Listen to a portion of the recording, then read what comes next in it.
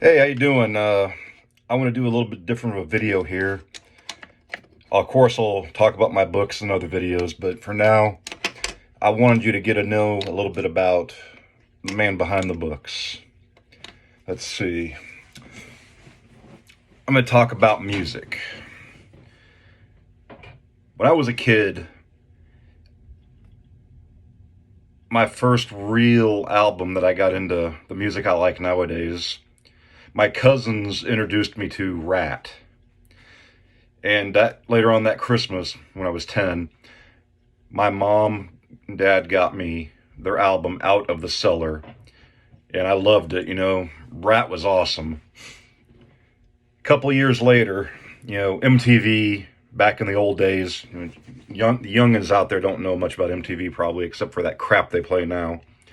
MTV used to play music videos. Imagine that. Okay.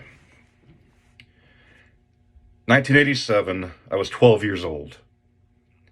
Watching MTV with my dad, because I don't know why he really liked it. Probably because he secretly liked rock music, But anyway, Mötley Crue's video, Girls, Girls, Girls, came on the top, I think it was top 10 countdown on Friday. And as you may or may not know, that song is like the anthem of strip clubs. 12 years old, I saw this and I promised myself, when I get old enough one day, I'm going to go to a strip club. And, they're jamming away, Vince Neil singing, all the girls fawning over him, Nikki Sixx playing the bass, Mick Mars being cool as he always is. Mick Mars is the man. My mom comes in from the other room, she's like, I can't believe the crap they're playing on TV. Look at those girls are naked. Don't they know kids are watching? And my dad's like, oh yeah, it's horrible, terrible. Son, don't watch. Then he went back to watching himself. I was like, oh yeah, Dad, don't worry, I won't watch. As I sat there watching, my mom just kind of like walked away. But from that moment on, Mötley Crue became my favorite band, and to this day, they still are. One of my biggest regrets is I've never gotten to see them live. Circumstances prevented it, various things. Either I was busy or I was broke. The two B's in life. You're either busy or you're broke, or both. Hey, that's the three B's. Okay. Anyway, I have gotten to see some concerts. My very first concert when I was in high school was Bad Company and Lynyrd Skynyrd. Although I know technically it wasn't the real Lynyrd Skynyrd because most of the original members are dead, blah, blah, blah. I understand that. But Bad Company kicked ass. I love Bad Company. That was my first concert. I haven't been to very many in my life. But, I've gotten to see some good bands. I got to see Weird Al. Yeah, Weird Al. Rob Zombie and Korn played after I got out of the military. Me and my friends went to see that. While I was in the military, I got to see Kiss in 1997 when they put the makeup back on and went on tour. Got to see them in Pensacola, Florida, about an hour away from Eglin Air Force Base. Pretty cool getting to see them like that. Let's see what else. So around 2001, I think. It was in downtown Dallas, in Dallas downtown there. It was Motorhead, Dio, and Iron Maiden. Motorhead played for like an hour, and I was outside for that in general seating. I couldn't afford the good tickets inside. Then after Motorhead played, I met up with some people. I don't know who they were, just cool dudes. Like, hey, we had a friend not show up. We got a spare ticket. You want it? Hang out with us inside? Like, shit, yeah, I will. So I got to see Dio actually there, not just on the monitor outside in the cheap, outdoor area. And then I got to see Iron Maiden, and Iron Maiden played for like 3 friggin' hours. It was sweet. Only song they didn't play that I wanted to hear was my favorite song, The Prisoner. But they played everything else. They start off with Number of the Beast, and then they ended it with Run to the Hills, and then another encore. What time is it? What time is it? It's 2 minutes to midnight! And they start jamming to 2 minutes to midnight. And I've seen AC/DC tribute band Back in Black several times. Those are really cool. There's a free concert here in Dallas a long time ago when 93.3 The Bone was still around. It was cover bands, mostly. It was a Van Halen cover band. Then, I don't remember if Back in Black played that night or not. But Cheap Trick was there. That was the only band that wasn't a cover band, so it was pretty cool. Like I said, I haven't gotten to see a lot of concerts, but the ones I have seen kicked ass. Anyway, back to the original story about girls, girls, girls. Like I said, I wanted to go to a strip club at some point. You know, it's like, hey, when I'm old enough, I'm going. Well, it was 1995. I was 19 years old. I've been out of high school for a year and a half before I finally joined the military. Just got into, I was working and got into a rut. It took me forever to enlist. But eventually I did. My last night at work, my coworkers all took me out to this local strip club. I can't remember the name of it now. Anyway, I didn't get in because the bouncer's like, I'm sorry, he's under 21, he can't come in. My boss is like, oh, come on, man, he's leaving for the Air Force tomorrow. I don't care, he can't come in.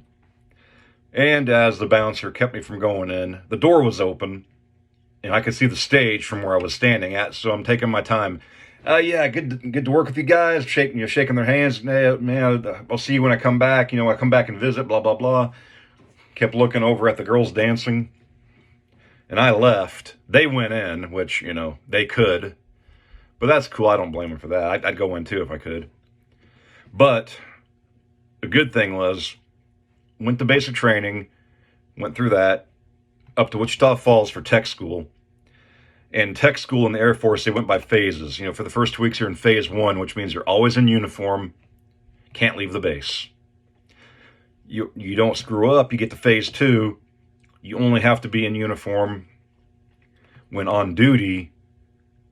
You can wear civilian clothes, but only in the barracks. If you leave the barracks, you have to put your uniform on. You can leave base, but you had to wear your dress blues. But phase 3, 2 weeks after phase 2 ended, you could wear civilian clothes anytime you're off duty. You can leave the base in civilian clothes. They had a cab service there. It was a flat fee. The more people you brought with you, you could divide it up, For simple math, I think it was $10. So you get 5 people, they got to fork over $2 a piece. Plus, tip the driver. It's always a good thing. So we were going to the strip. You go to the strip club in Wichita Falls. They stamp your hand when you're under 21, so you can't drink, which I didn't care. At that point, I have never drank alcohol anyway. But I don't mind drinking a Coke, if I'm watching naked women dance around. Remember this one girl even took my dog tags and said, hey, can I wear these on stage? And she wore my dog tags on stage and nothing else. That was cool. Yeah, that was a long time ago. And though I still went to strip clubs over the years, I haven't been to one in probably over a decade because, not that I don't want to go, I just got better things to spend my money on. I'm 45 years old. I don't want to spend my money watching women take their clothes off when I can see that for free online. It's too expensive. And plus, the drinks are expensive. And it's just, it's not really my thing anymore. I don't even like going to regular bars and just drinking. I like to drink at home where, I can get drunk and not worry about the ride home because, we all have done stupid stuff. We've all gone out driving when we shouldn't have to get our car home because we thought, I got to get my car home. It's not worth it.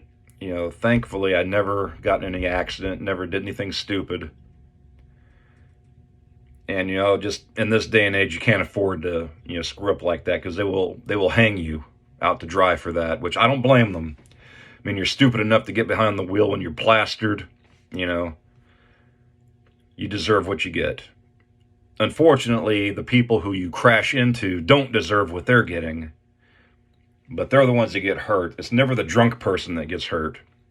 I know I'm going off on a tangent here. Started out talking about Mötley Crue and strip clubs, and now it sounds like I'm doing a don't drink and drive ad, which I'm not, although I don't believe in drinking and driving. I can drink at home. I can drink till I'm stupid and pass out in my chair. I know, I'm an old man now.